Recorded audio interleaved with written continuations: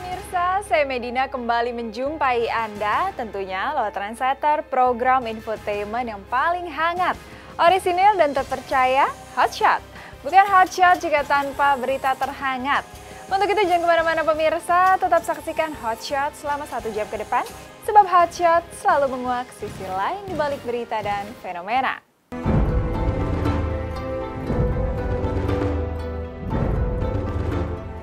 Kejadian luar biasa mewarnai kediaman Risty Tagor pada hari Sabtu kemarin. Ya, setelah sempat mengurung diri lama pasca mendengar kabar kecelakaan yang dialami Stuart Collin, kemarin Risty Tagor seolah kembali membuka diri untuk bercengkrama dengan teman-temannya, sekaligus menggelar acara pengajian bersama di rumahnya di kawasan Bintaro, Jakarta Selatan. Uniknya, acara pengajian tersebut tidak hanya digelar secara tertutup, tapi juga menjulangkan kesan serius. Satu persatu teman Risty yang keluar rumah kompak mengurai aksi bungkam, karena tidak seperti biasanya Risty Tagor tampak pucat lengkap dengan kondisi tubuh yang semakin kurus, meski tengah mengandung usia 5 bulan. Ada apa dengan Risty Tagor? Benarkah Risty dirundung rasa tertekan dan sedih menghadapi gonjang-ganjing rumah tangganya sehingga mendadak berubah kurus dan pucat seperti ini? Yuk, foto dong.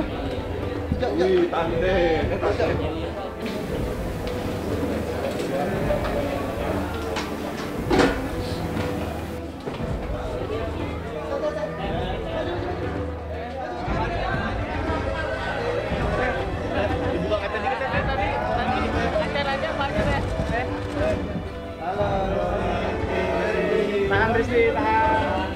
Gimana kabarnya? Emang pengajian setiap minggu karena aku kan bed rest gak bisa keluar rumah, jadi pengajiannya pindahin ke rumah. Ya alhamdulillah sharing lah sama sahabat, bisa lebih tenang karena kan berbagi ilmu, berbagi pengalaman. Tadi sih pengajian yang disampaikan oleh Mbak Yulia Rahman itu lebih ke buat semua yang hadir hari ini ya. Artinya Mbak Yulia itu sebenarnya bukan ustazah, beliau nggak mau dibilang ustazah. Sebenarnya lebih tepatnya itu sharing tentang pengalaman hidup Mbak Yulia Rahman seperti apa, kemudian pahitnya, manisnya, terus keajaiban setelah hijrah yang dirasakan oleh beliau itu kita sharing bersama-sama dengan jamaah di Risty Land hari ini. Namanya kondisi orang sedang rapuh, sedang lemah, dikelilingi oleh perempuan-perempuan tegar yang pengalaman hidupnya dijadikan pengalaman, dijadikan pegangan oleh Risty, dijadikan masukan. Nah itu membuat keyakinan Risty bertambah lebih kuat, dia lebih happy, lebih ceria. Terus nafas kadang tersengal terjemahkan. Apa yang terjadi dengan Risty Tagor kian menjulangkan teka-teki. Pasalnya berbeda dari sebelumnya, Risty yang sempat mengurung diri tiba-tiba saja bangkit menggelar acara pengajian meski dalam kondisi lemas dan wajah pucat menyisakan tanda tanya. Dikabarkan sempat depresi dan kembali jatuh sakit gara-gara mendengar kabar Stuart Collin mengalami kecelakaan. Mungkinkah Risty butuh dukungan untuk tetap meneruskan gugatan cerainya jelang sidang perdana perceraiannya pada tanggal 28 September nanti? Entahlah, yang jelas seolah ingin membuktikan bahwa tidak ada konflik panas antara dirinya dengan Stuart. Masih dengan wajah pucat, Risty pun menjelaskan mengapa dirinya tidak mengunjungi Stuart di rumah sakit secara langsung ketika sakit. Sama sekarang sih enggak, cuman kemarin pas dia sakit kan sempat telepon karena nggak bisa kesana, itu aja.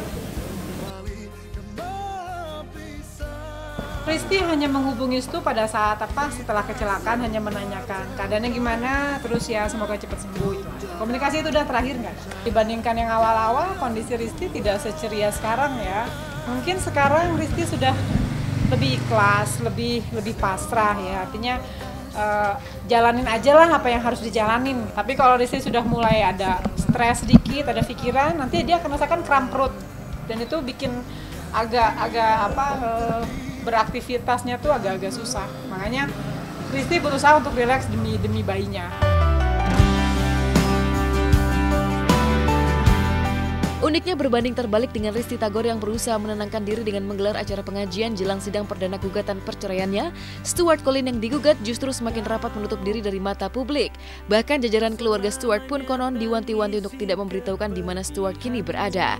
Ada apa dengan Stuart? Menjalani masa penyembuhan di tengah gonjang-ganjing gugatan cerai Risty, mungkinkah Stuart mengalami depresi berat sehingga merahasiakan keberadaannya dan menghilang bak di telan bumi? Stuartnya lagi di mana, Mbak? Di rumah ibunya. Rumah ibu. Boleh tahu nggak Mbak? Wisnu? Saya juga nggak tahu alamatnya. Maksudnya bisa bilang tahu lagi di rumah? Iya, pokoknya di rumah ibunya, pokoknya di Jakarta, nggak di sini. Jakartanya Jakarta mana? Nggak tahu Jakarta mana. Sebenarnya sih nggak kucing-kucingan. Kalau misalkan tetangga saya juga biasa aja nggak Stuart bolak-balik keluar rumah. Cuman bagi dia sih masalah ini kan masalah privasi rumah tangganya dia nggak mau apa ya ngumbar apa yang terjadi di rumah tangga, biar dia yang tahu, biar dia istrinya sama Allah aja yang tahu. Hari sepi. Ya, tinggal menghitung hari jelang sidang perdana yang akan menentukan nasib rumah tangganya, Stuart Collins seolah terpukul oleh kesedihan mendalam sehingga butuh waktu untuk menenangkan diri dan menghilang. Pasalnya Stuart benar-benar menyimpan harap agar bidik perkawinannya yang baru berjalan 6 bulan dengan Risti masih diselamatkan. Ironisnya bak cinta yang bertepuk sebelah tangan, Risti justru kekeh bertekad untuk mengakhiri babak rumah tangganya dengan Stuart, menyisakan teka-teki baru. Belum genap setengah tahun menikah, mengapa Risti begitu ngotot untuk menggugat cerai bahkan dalam kondisi mengandung? Jawaban yang diulik tim pengacara Risti pun mengejutkan. Bila ada pantainya. Ya kadang-kadang aja kalau dia galau paling kita ajak canda-canda atau apa gitu. Lumayan terpukul karena dia masih mengharapkan ininya apa, kondisi rumah tangganya baik-baik aja gitu sampai tanggal 28 pun insya Allah dia akan hadir. Kan pertama mediasi dulu ya, jadi dia udah mempersiapkan semuanya karena dia juga emang pengennya sih semuanya jadi baik-baik aja. Baru ku sadari Ya semua lah, sahabat, keluarga, yang paling penting. Ya, Risti menghormati, Risti menghargai keinginan Stuart gitu ya. Tapi kan biar bagaimanapun rumah tangganya Risti itu kan yang menjalani Risti, ya kan? Dan orang tuanya, keluarganya Risti yang melihat keseharian seperti apa. Jadi Risti sampai saat ini ya belum bisa menerima niat baik Stuart untuk kembali. Sampai saat ini Risti masih kekeh ingin bercerai. Materi gugatan itu kalau di dalam kompilasi hukum Islam itu penyebab perceraian itu adalah pertengkaran yang terus-menerus ya. Pertengkaran terus-menerus itu memang sudah terjadi antara Risti dan Stuart, memang sudah ada terjadi beberapa pertengkaran. Dan pertengkaran itu tidak hanya dibumbui dengan sekedar pertengkaran mulut, pasti kan ada sebab akibatnya. Adanya kebohongan, adanya perilaku kasar, adanya kata-kata kasar. Dan trigger terakhir itu kekerasan yang dilakukan Stuart terhadap Arsen.